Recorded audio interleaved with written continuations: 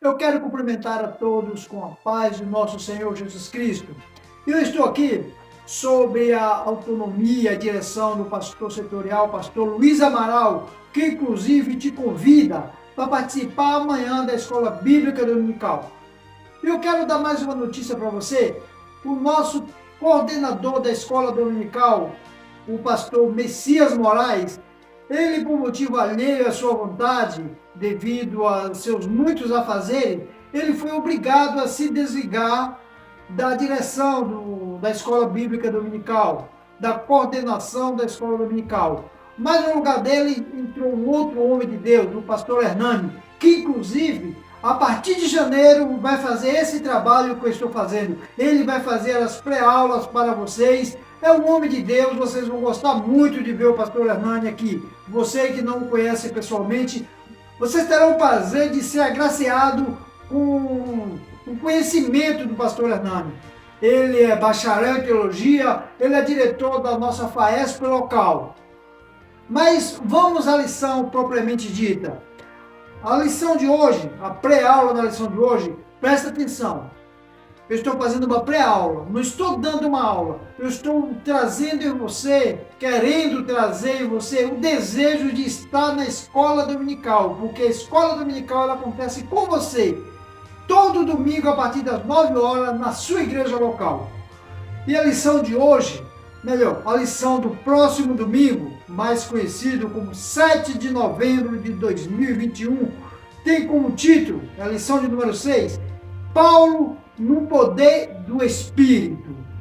E o texto áureo se encontra no livro de Atos, capítulo 19, do versículo 6, que diz assim: E pondo-lhes Paulo as mãos, veio sobre eles o Espírito Santo, e falavam línguas e profetizavam. Nós vimos em lições anteriores que Paulo foi cheio do Espírito Santo com a imposição das mãos de Ananias. Paulo não tinha o Espírito Santo, mas já nessa lição aqui, lá em Éfeso, Paulo, cheio do Espírito Santo, e põe a mão naqueles discípulos. Vocês vão acompanhar no decorrer da lição que eram 12 discípulos que não tinham o Espírito Santo, nem nunca tinham ouvido falar do Espírito Santo. Mas Paulo, cheio do Espírito Santo, nós vimos também em lições anteriores que Paulo estava cheio, estava na plenitude do Espírito. Paulo trouxe para si, ou seja, ele foi capacitado por Deus e ele foi cheio do Espírito Santo. Paulo viveu, pregou na plenitude do Espírito. A verdade prática nos diz o seguinte: uma vez movidos no poder do Espírito, podemos ser bem-sucedidos na missão de pregar o Evangelho a toda criatura. Então, para pregar o Evangelho, a primeira coisa que nós temos que ser é cheio do Espírito. Às vezes até se pega, muita gente prega o Evangelho sem estar cheio do Espírito. Mas nós vimos que até a mula de Balaão foi usada por Deus. Então, naquele momento, ela estava cheia do Espírito. Nós vamos ver também a presença do Espírito Santo lá no Antigo Testamento.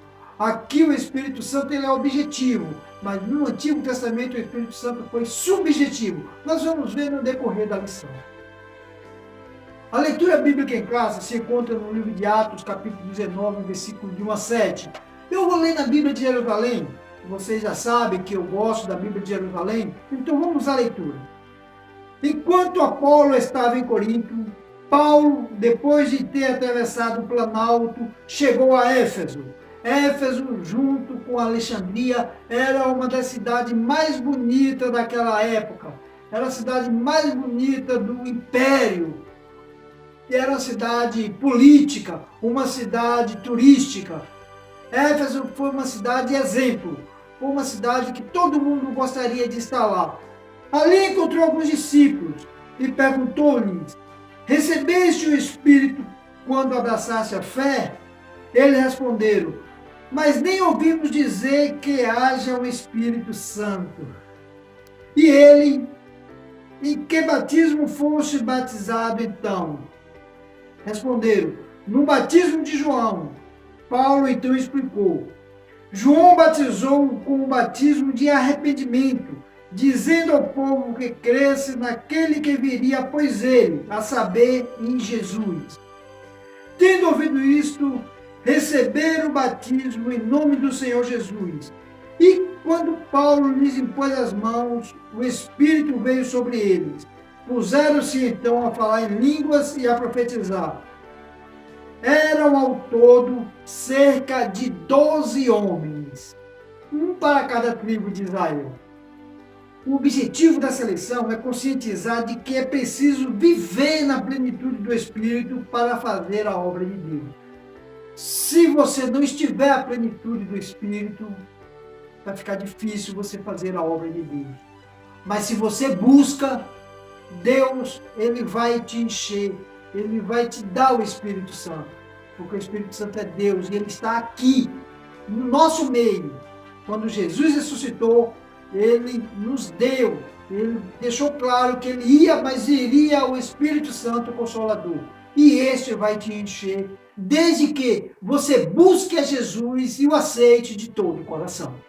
Atos 19, capítulo 21 e 22, é que especifica, deixa bem claro o que eu vou falar aqui agora, que Paulo, movido pelo Espírito Santo, ele passou a ter uma missão de vida diferente. Paulo passou a dar testemunho de Jesus e provar que ele é o Cristo. Você só prova que Jesus é o Cristo se você estiver cheio do Espírito Santo.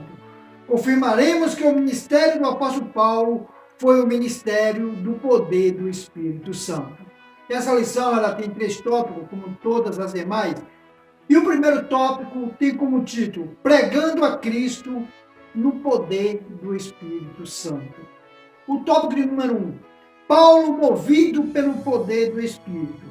O livro de Atos, ele nos mostra que Paulo, após a sua conversão, passou alguns dias em Damasco. Aconteceu aquele episódio dele ficar cego 3 dias. E ele ficou ali alguns dias com os discípulos. Está registrado no livro de Atos, capítulo 9, versículo 19. E logo em seguida, ele pregava a Jesus que esse era o Filho de Deus. Aonde ele pregava? Nas sinagogas. Por que nas sinagogas? Olha, como hoje nós temos as igrejas e as congregações, naquela época não era fácil ir até Jerusalém para no templo de Salomão, ou era onde era oferecido o sacrifício, adorar, aprender de Deus, a palavra de Deus. Então os judeus criaram sinagogas, e nessas sinagogas eles se reuniam uma vez por semana, creio eu, não vou entrar nesse mérito, ou 2 vezes por semana. Eles se reuniam e ali os rabinos ensinavam a eles a Torá. E nessas sinagogas, Jesus ensinava, Jesus operava milagre. E nessas sinagogas também, Paulo ia cheio do Espírito Santo para pregar a Cristo. Isso não só em Israel, não só na região da Galileia, mas em todos os lugares onde Paulo ia, que tinha sinagoga, era ali que Paulo procurava pregar, procurava ensinar a palavra de Jesus. E mais tarde, quando Paulo chegou em Jerusalém, Paulo estava em Jerusalém, ele falava aos judeus ousadamente da palavra de Jesus. A vida de Paulo era falar de Jesus, era pregar Jesus, porque Cristo é o centro da pregação do Evangelho, Cristo é o centro da salvação. O subtópico de número 2, o caminho de pregação. Depois que Paulo passou alguns dias ali em Damasco com os discípulos, Paulo teve um estágio de 3 anos no deserto da Arábia. E quando Paulo voltou para o deserto da Arábia, ele foi direto para Jerusalém. Mas sabe o que aconteceu? Paulo não foi bem recebido em Jerusalém. Por que ele não foi bem recebido? Nem pelos apóstolos, nem pelos demais seguidores de Jesus. Porque as pessoas ainda estavam com medo. Digamos que olhavam para Paulo com o olho aberto e o outro também. O medo era de Paulo retroagir, de Paulo estar disfarçado de cristão para pegá-los, para matá-los. Mas Paulo já tinha sido transformado por Jesus, pelo Espírito Santo. Mas mesmo assim, eles ainda não tinham um certo cuidado. Mas tinha algumas reservas, tinha pessoas que apostavam, digamos assim, na conversão de Paulo. E essas pessoas, essa igreja, acolheram Paulo. A igreja mãe acolheu Paulo. Está registrado no livro de Atos, capítulo 9, 28 e 29. Entretanto, Paulo recebeu uma revelação que ele tinha que ir. Paulo, ele era o apóstolo dos gentios, ele não tinha que ficar em Jerusalém. Já que ele não podia ficar em Jerusalém, ele pôs em prática o seu chamado, que era ser apóstolo dos gentios. O subtópico de número 3, Paulo e as duas viagens missionárias. E como apóstolo dos gentios, Paulo tinha que fazer viagens a nações estrangeiras, a nações gentílicas. E Paulo fez 2 viagens missionárias na companhia de Barnabé. A primeira viagem, Paulo não estava só, mas acompanhado e assistido por Barnabé. Quem era Barnabé? Era um companheiro competente. Os dois, Paulo e Barnabé, passaram por vários lugares e avistaram os discípulos que estavam em Antioquia, Fenícia, Chipre e outros pequenos lugares. Na segunda viagem missionária, ainda com Barnabé, o apóstolo Paulo os dois voltaram a Antioquia, porque a igreja dessa cidade havia crescido e se tornou um ponto de partida para visitar outra cidade. A igreja de Antioquia, como se diz, se tornou um ponto base. E nessa segunda viagem missionária, eles passaram por Listra, Troade, Filipos, Tessalônica, Bereia, Atenas, Corintos e por fim em Éfeso. E todas essas viagens o Espírito Santo movia o ministério de Paulo. Segundo tópico, o argumento de Paulo sobre a plenitude do Espírito Santo. O primeiro subtópico, Paulo aclara o ensino sobre a plenitude do Espírito Santo. Nos capítulos anteriores, 17, 18, depois da separação entre Paulo e Barnabé, os dois se separaram. Paulo seguiu um caminho, Barnabé seguia outro. Gente, para você que fala que eles eram discípulos, apóstolos, eles brigaram, os irmãos também brigam, não brigam? Só que nós vamos ver lá no final da vida de Paulo, do ministério de Paulo, que Paulo e Barnabé, eles estavam no mesmo espírito, eles estavam unidos. Eles não ficaram inimigos, eles discutiram, um pensava de um jeito, outro pensava de outro.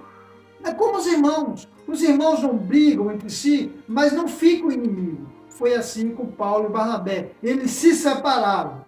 E Paulo seguiu um caminho e Barnabé seguiu o outro.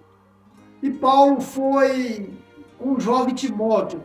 Todo mundo conhece a história de Timóteo. Nós já tivemos lições na escola dominical sobre Timóteo, sobre os livros de Timóteo. E Silas. Timóteo e Silas passaram a acompanhar Paulo. Quando Paulo voltou a Éfeso, agora é que é uma situação diferente. Quando Paulo voltou a Éfeso, ele encontrou ali os apóstolos, os discípulos. Os discípulos que seguiam o ensinamento de Apolo.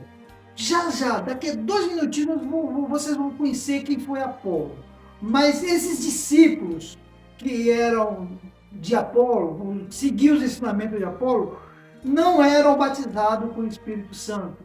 Foi como nós lemos na leitura em classe, fala a esse respeito. E houve a necessidade de Paulo pregar para esses discípulos, mas pregar como? Pregar não despregando ou desfazendo da pregação que Apolo fez, dos ensinamentos de Apolo, não desfazendo dos ensinamentos de João, pois esses pregaram a Cristo, esses discípulos conheciam a Cristo, mas não tinham conhecimento do Espírito Santo que viria quando Cristo subisse, do Espírito Consolador. Então Paulo complementou o ensino de Apolo. O segundo subtópico, é preciso crer para receber o Espírito Santo. Eu já falei aqui no começo da lição. Ninguém recebe o batismo no Espírito Santo antes de crer em Cristo como Salvador. Somente depois de passar pela experiência da conversão, de reconhecer Jesus como Salvador, então o Senhor concede o dom do Espírito Santo. Atos capítulo 2, versículo 38. Ou seja, o batismo no Espírito Santo sobre a pessoa convertida. E foi assim com Paulo. Paulo não tinha o Espírito Santo, mas a partir do momento que ele aceitou Jesus, reconheceu a soberania de Jesus, ele recebeu a plenitude do Espírito Santo. Agora vamos saber sobre Apolo. Quem foi Apolo? O tópico de número 3. Paulo cuida para esclarecer Apolo. Atos capítulo 18, versículo 21 ao 28.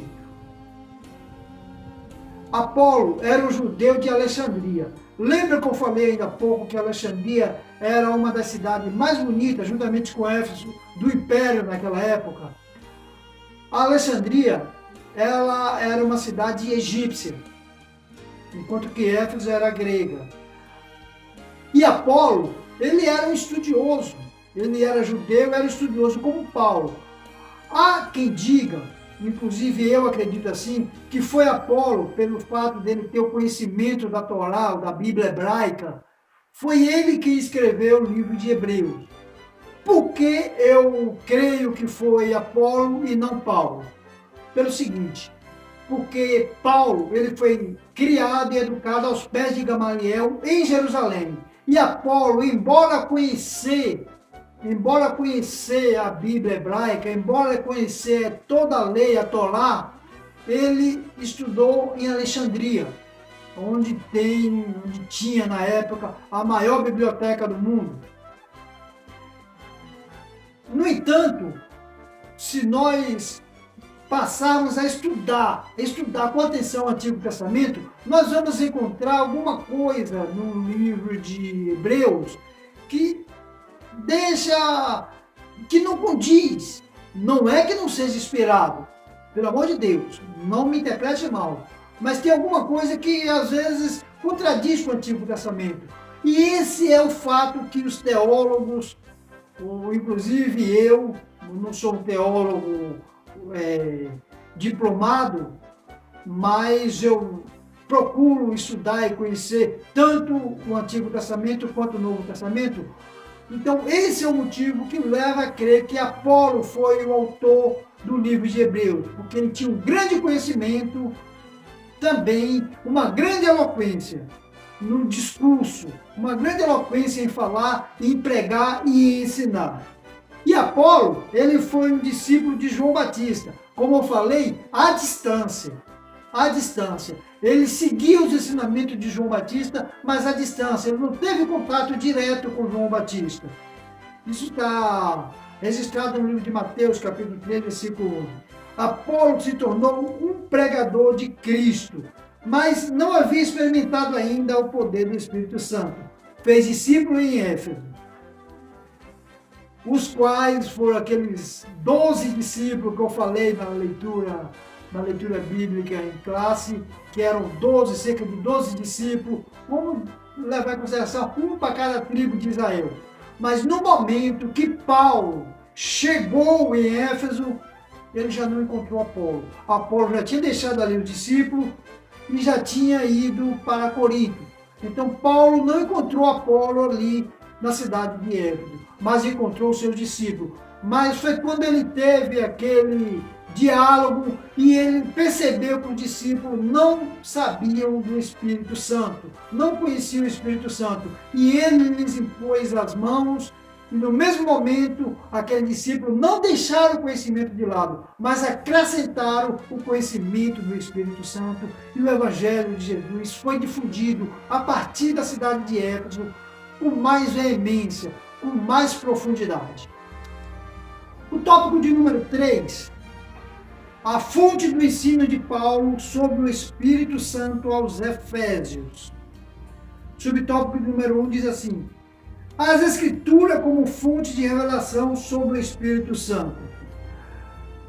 Nós sabemos, eu falei isso no começo da lição, que o Espírito Santo, no Antigo Testamento, ele já atuava, mas de forma subjetiva. Então, Paulo, como conhecedor do Pentateuco, como conhecedor da Bíblia hebraica, que foi a sua primeira fonte de conhecimento, Paulo começou pela Bíblia hebraica. Paulo não começou a pregar a Cristo a partir do Novo Testamento. Deus tomou cuidado de usar Paulo, porque Paulo já tinha um grande conhecimento sobre a Bíblia hebraica, sobre o Antigo Testamento. Então, lá no Antigo Testamento, embora eles tinham uma compreensão monoteísta de Deus, como eu falei, o Espírito Santo já era de forma subjetiva. Agora, vamos entender uma coisa. O que é monoteísmo? Monoteísmo é acreditar em um único Deus.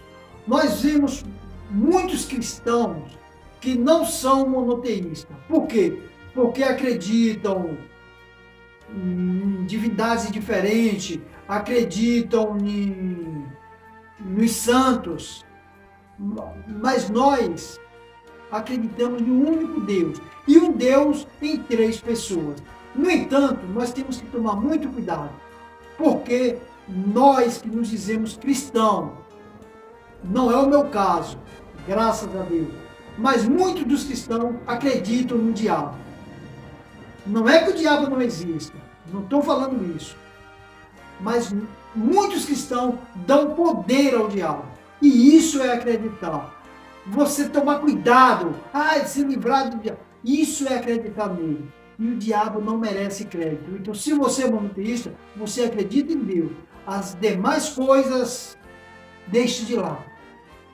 Porque, gente, nós estamos usando a nossa fé como a Bíblia nos ensina. Cuidado, cuidado. O Pentecoste como fonte da revelação do Espírito Santo. Como eu falei, o monoteísmo, o Antigo Testamento tem o Espírito Santo de forma subjetiva. O Espírito Santo está atuando no Antigo Testamento, mas de uma forma que você não vê pessoalmente, não vê a atuação dele. Apenas os mais sensíveis sentem a atuação dele. Esse é um dos motivos pelo qual os judeus não acreditam no Espírito Santo, não acreditam em Jesus, porque eles não olham com olhos espirituais. Mas o Novo Testamento já é diferente. Lembra de Atos 2?